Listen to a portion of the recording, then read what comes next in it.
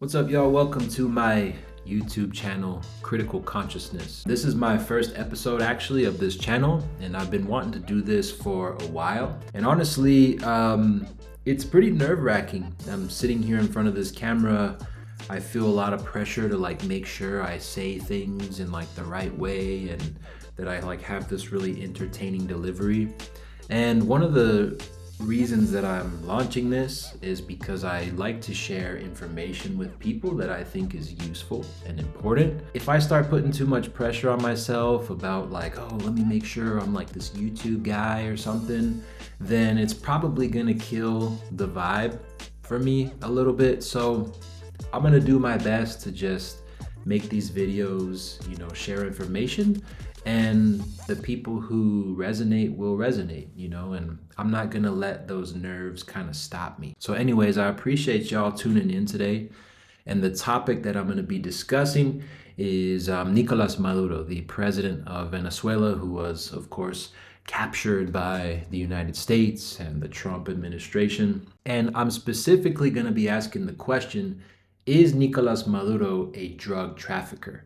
As the media in the United States sort of portrays. Now, the reason I thought this was important to talk about is because the fact that, he's a drug trafficker, right? Which is this narrative, he's corrupt, he's all these things. That's part of the narrative, and the narrative that's used as justification to do what the United States did, which is go in there, capture them, kill people, bomb some stuff or whatever. And so, yeah, I thought it was important to kind of unpack that a little bit. The way that I want to go about discussing this topic is by exploring a little bit of history.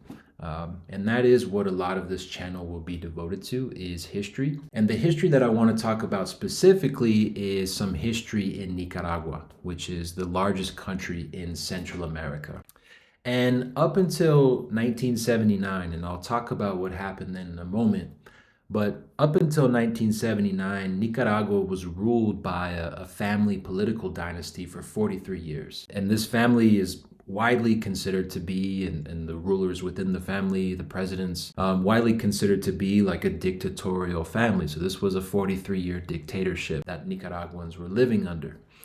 And the Somoza family, what's maybe most important to point out in this case, is that they were cozied up with the United States, right? They were friendly with the United States. The Somozas were a very wealthy family, right? They were a political dynasty. They had their hands in a lot of different industries in Nicaragua. Probably the most important sort of aspect of their dictatorship is the fact that they were allowing the United States unfettered access to some of Nicaragua's, not some, pretty much all of Nicaragua's natural resources or raw materials. I found this article that's pretty interesting, and I'm gonna read a little bit of it here because it kind of goes raw material by raw material, and it discusses or name drops a lot of the US multinationals or the US companies who were involved in Nicaragua at this time. Cool, so yeah, this is my first time doing screen share like this. Hopefully y'all can see this okay. But let's take a look at this article. This was written a long time ago in 1967. It looks like by San Francisco State University, perhaps. Two journalists, Lori Lipson, Roberto Kafke. The article starts by saying, the largest and richest of the Central American countries is Nicaragua.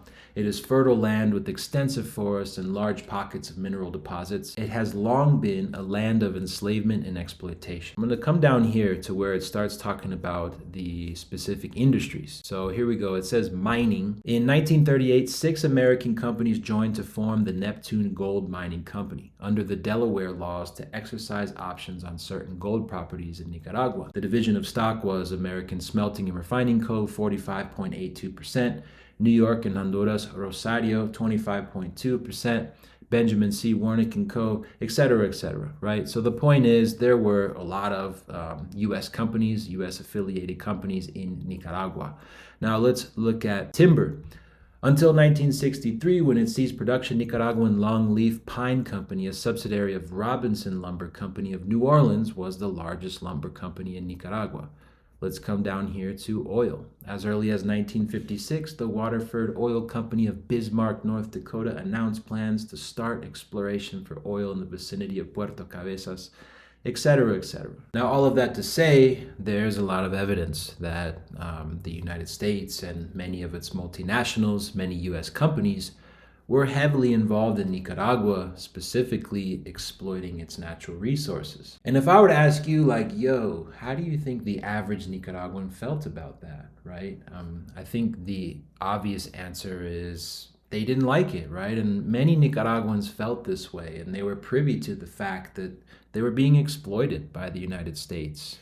They were being pillaged. Their country's natural resources, their country's wealth was being pillaged by the United States and leaving much of the country and the majority of Nicaraguans in poverty and disarray. So in 1979, something really monumental happens, not just in Nicaragua, but the whole hemisphere. And the Somoza family and the last dictator of the Somoza family, Anastasio Somoza, is overthrown by the Sandinistas. Now, the Sandinistas were and are a Marxist-Leninist party whose main goals, whose main motive and objective was to take back control of the country's natural resources, right? And use the revenue from those resources to benefit Nicaraguans, right? Rather than having the capital sort of like shipped to the north. So just like that, the United States loses its unfettered access to Nicaragua's resources. And a lot of the wealthy class in the United States, especially who had business dealings in Nicaragua, were obviously not happy about this. So we fast forward just a little bit, and in 1981, Ronald Reagan is elected president of the United States. So right away, the elite capitalist class in the United States, along with Ronald Reagan, start brainstorming ways to try to overthrow the Sandinista government in Nicaragua, and reinstall a leader who will protect their interests, be loyal to their interests. And they want to find a way to arm this group called the Contras, which is an anti-Sandinista rebel group in Nicaragua formed by former Somoza guardsmen. However, there was a problem for Reagan and his cronies, right? Due to the general unpopularity of foreign interventions around this period of time, Congress passes something called the Boland Amendment in 1982. And this basically restricts funding to the Contras. So of course, Reagan and this elite class start thinking of ways to basically circumvent the Boland Amendment and make sure that the Contras are financed and provided with arms so they can defeat the Sandinistas, right? So this revolutionary government can be destroyed and the United States can regain its unfettered access to the country's resources. And what do they come up with? Selling drugs. And if you have any familiarity with the affairs and dealings of the CIA in general, this shouldn't come across as like terribly surprising. But to many people who believe that the CIA and, US institutions in general, for that matter, believe in this sort of air of legitimacy, if you will, maybe that comes across as a little bit crazy. Like, no way, right? The CIA is like selling drugs to fund like rebel wars in Central America.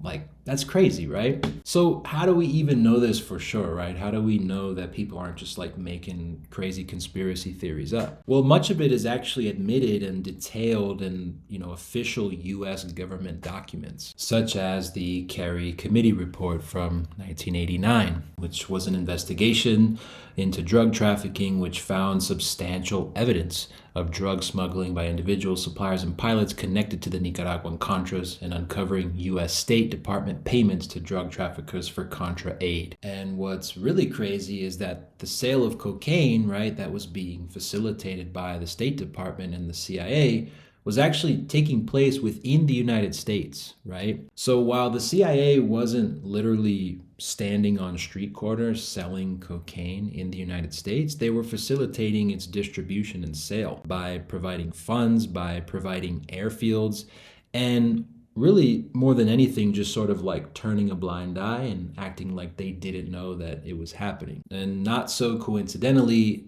all of this coincides with the crack cocaine epidemic in Black communities in the 1980s. So, which is, of course, especially ironic considering how much Ronald Reagan talked about the dangers of drugs, right? And remember, Nancy Reagan was like the say no to drugs and that whole campaign that she did. So of all the administrations that you would think in the history of the US who were like super against drugs, the Ronald Reagan administration like comes to mind almost immediately. That's how ironic and ridiculous some of this is, right? And if you spend a lot of time in the rabbit hole, you realize this is all pretty perfect from the perspective of Ronald Reagan and, his cronies, or this elite class of capitalists in the United States, right?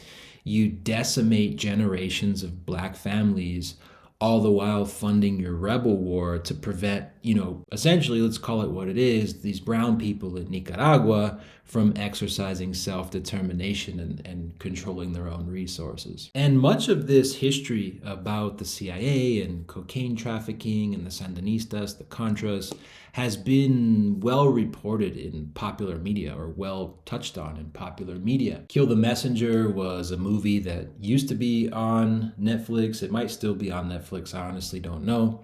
But it's about one of the journalists who uncovered the CIA involvement in drug trafficking around this time during the Iran-Contra affair, or scandal, which it became later known as. And Gary Webb was the name of the journalist, and suffice to say, he received a lot of warnings to essentially cease and desist his investigation, his journalistic investigation. But he persisted, he continued, and he eventually ended up dead. And the official report is via suicide. I don't know. There's maybe more to unpack there, needless to say. There's also a very popular television series called Snowfall, which is about a lot of things, but the premise is essentially the CIA is selling cocaine to these kingpins in South Central Los Angeles. Okay, so admittedly, that's a lot of context. How is all of that related to whether or not Nicolás Maduro is a drug trafficker? So now that we have the context about the Sandinistas, I want to jump to this article, which was recently written by Maureen, I believe she goes by Mo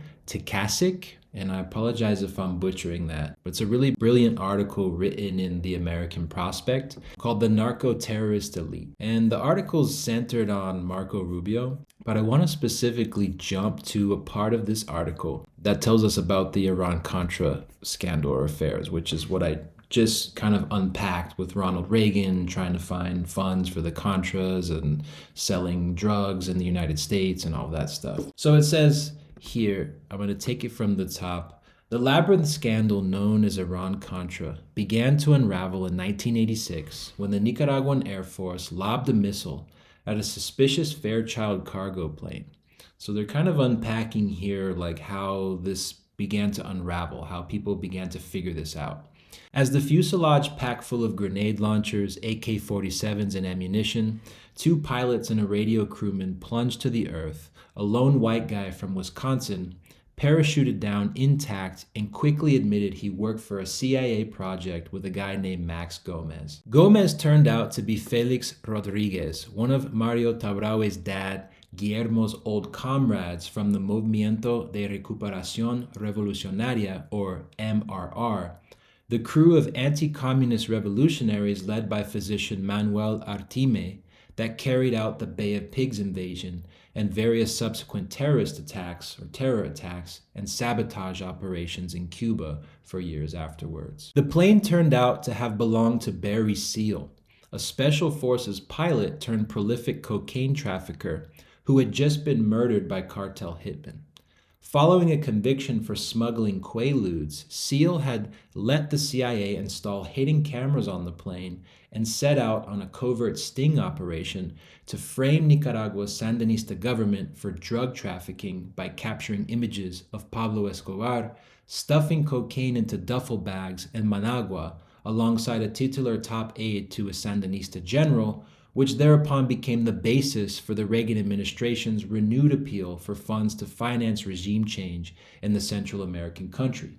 So just to back up for a second and make sure we understood that, essentially, right, people connected to the US State Department were trying to frame the Sandinista government, for drug trafficking by taking essentially these fake photos of Pablo Escobar stuffing cocaine into duffel bags, okay? And this became an excuse, essentially, for Reagan to ask Congress, look at this drug trafficking, these drugs are coming into the United States. This is why we need more funding to overthrow the Sandinista government, right? This is why we need more funding to give to the Contras so they can overthrow the Sandinistas.